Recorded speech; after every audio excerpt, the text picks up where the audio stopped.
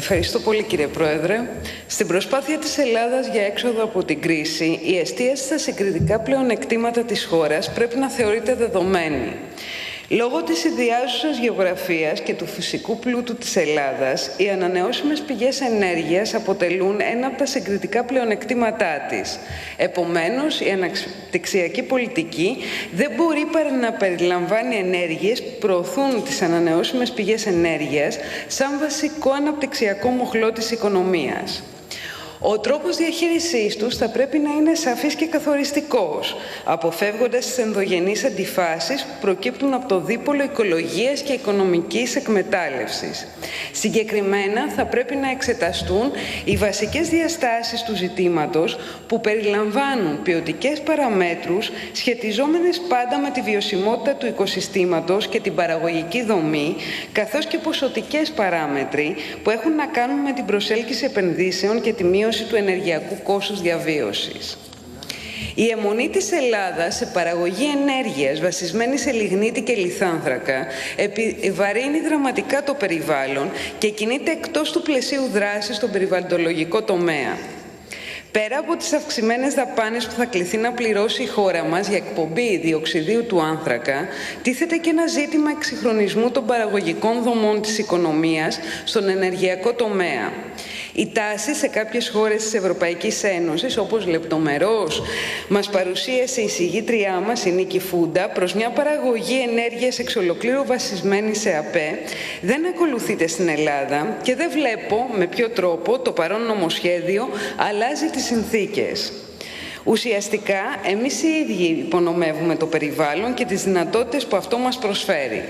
Δυστυχώς, και οφείλουμε να το ομολογήσουμε, και η Ευρωπαϊκή Ένωση συνολικά και συντεταγμένα δεν έχει αρθεί στο ύψος των περιστάσεων. Τα τελευταία χρόνια, οι σύνοδοι κορυφής της Ευρωπαϊκής Ένωσης θα μπορούσαν να χαρακτηριστούν, και όχι αδίκως, μονοθεματικές. Η οικονομική κρίση, τα δημοσιονομικά προβλήματα μεγάλου αριθμού κρατών μελών, η προσπάθεια σωτηρίας του ευρώ και η επιβίωση του ευρωπαϊκού οικοδομήματος μονοπολούσαν τις συναντήσεις. Η πρόσφατη Σύνοδος Κορυφής της Ευρωπαϊκής Ένωσης, παράλληλα με θέματα όπως η πάταξη της φοροδιαφυγής και των τραπεζών, είχε στην ημερήσια διάταξή της και ένα θέμα που για μια ακόμη φορά δυστυχώς πέρασε σχεδόν απαρατήρητο, το θέμα της ενέργειας. Ελπιδοφόρο νέο, αφού μετά από την υιοθέτηση της Πράσινης Βίβλου το 2006 και το πακέτο κλίμα-ενέργεια το 2009, τα ζητήματα της ενέργειας είχαν παραγωνιστεί λόγω της κρίσης. Γρήγορα όμως οι ελπίδες διαψεύστηκαν. Η Σύνοδος Κορυφής υπογράμμισε την ανάγκη μείωσης της εξάρτησης της Ευρωπαϊκής Ένωσης από τη εισαγωγή ενέργειας και τόνισε τη σημασία της ολοκλήρωσης της εσωτερικής αγοράς ενέργειας και της ανάπτυξης των δικτύων με σκοπό να μπει ένα τέλος μέχρι το 2015 στην απομόνωση ορισμένων κρατών μελών από τα ευρωπαϊκά δίκτυα φυσικού αερίου και ηλεκτρικής ενέργειας. Τέλος, ανακοίνωσε μία σειρά από θεματικές συναντήσεις που όμως δεν έχει πραγματοποιηθεί καμία από τον Ιούνιο και μετά. Πρόκειται για μία πρώτη αλλά και άτολμη προσπάθεια να υπάρξει ένα συντονισμός της Ένωσης σε αυτό το πεδίο.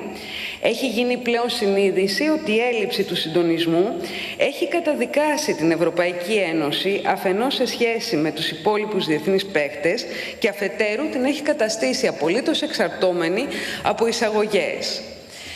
Κοινή είναι πλέον η πεποίθηση ότι η Ευρωπαϊκή Ένωση θα μπορούσε να αναπτύξει και να ενθαρρύνει τις ανταλλαγές μεταξύ των εταίρων μέσα σε ένα καλά οργανωμένο, ισορροπημένο και συμπληρωματικό πρόγραμμα ανάπτυξης, το οποίο θα λάμβανε υπόψη του τις οικιακές ανάγκες, τις ανανεώσιμες πηγές ενέργειας και θα υλοποιούσε τη χιλιοεξαγγελμένη ενεργειακή μετάβαση, αλλά και συνάμα θα στηριζόταν σε οικολογικές βάσεις. Δυστυχώς, το κοινό ανακοινωθέν που ακολούθησε δεν αφήνει αμφιβολίες για το πώς οι 27 για το πώς, οι 27 ηγέτες αντιλαμβάνονται το ζήτημα της ενέργειας. Διαβάζουμε: οι τιμές και το υψηλό κόστος της ενέργειας επιδρούν αρνητικά στην ευρωπαϊκή ανταγωνιστικότητα. Παράλληλα, τα κράτη-μέλη καλούνται να ανταποκριθούν σε 4 προκλήσεις: την πλήρη απελευθέρωση της εσωτερικής αγοράς ενέργειας, την πραγματοποίηση της διασύνδεσης των αγορών, τη διασφάλιση ενός σταθερού και προβλέψιμου πλαισίου με σκοπό τη διευκόλυνση των επενδύσεων και τέλος τη δημιουργία ενεργειακών δομών εντός και εκτός των ευρωπαϊκών συνόρων. Οι κυβερνήσεις έδωσαν μάχη και τελικά τα κατάφεραν. Η επιλογή των πηγών ενέργειας να είναι εσωτερική αρμοδιότητα. Να μπορεί δηλαδή το κάθε μέλος να καθορίσει αν θα χρησιμοποιήσει πυρηνική ενέργεια, άνθρακα ή πετρέλαιο ή και αέριο όπως σχιστόλιθο, ακόμη και αν η συζήτηση για τα προϊόντα του σχιστόλιθου διχάζουν την ευρωπαϊκή επιστημονική κοινότητα. Ήδη στις Ηνωμένες Πολιτείες, ο μύθος της επανάστασης του σχιστόλιθου έχει χάσει προπολού την έγκλη του. Τεράστιο κόστος εξόρυξης σε σχέση με τις τιμές πώλησης, χωρίς να κάνουμε λόγο για τις αδυναμίες σε επίπεδο περιβαλλοντικών ρυθμίσεων και επιπτώσεων στην υγεία.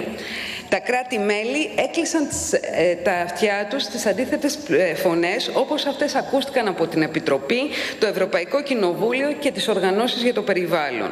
Πόσο μακρινή αλήθεια φαντάζει η εποχή της Πρασίνου Βίβλου της Επιτροπής για τους κλιματικούς στόχους της Ευρωπαϊκής Ένωσης ως το 2030.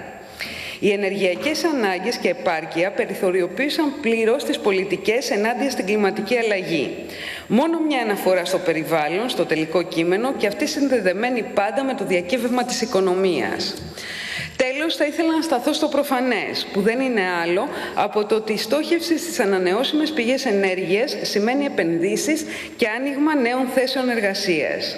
Η δημιουργία του κατάλληλου επενδυτικού περιβάλλοντος στον χώρο της ενέργειας θα έχει άμεσες θετικές συνέπειες για την οικονομία, δεδομένου ότι στο συγκεκριμένο χώρο οι συνθήκες δεν είναι τόσο επμετάβλητες όπως σε άλλα πεδία της ελληνικής οικονομίας. Συνοπτικά, το πλαίσιο που θα καθοριστεί μέσα από το παρόν νομοσχέδιο είναι στρατηγικής σημασίας τόσο για την οικονομία όσο και για το περιβάλλον. Το μείγμα ενεργειακής πολιτικής που θα καθοριστεί θα κρίνει σε μεγάλο βαθμό τον αναπτυξιακό χαρακτήρα της χώρας.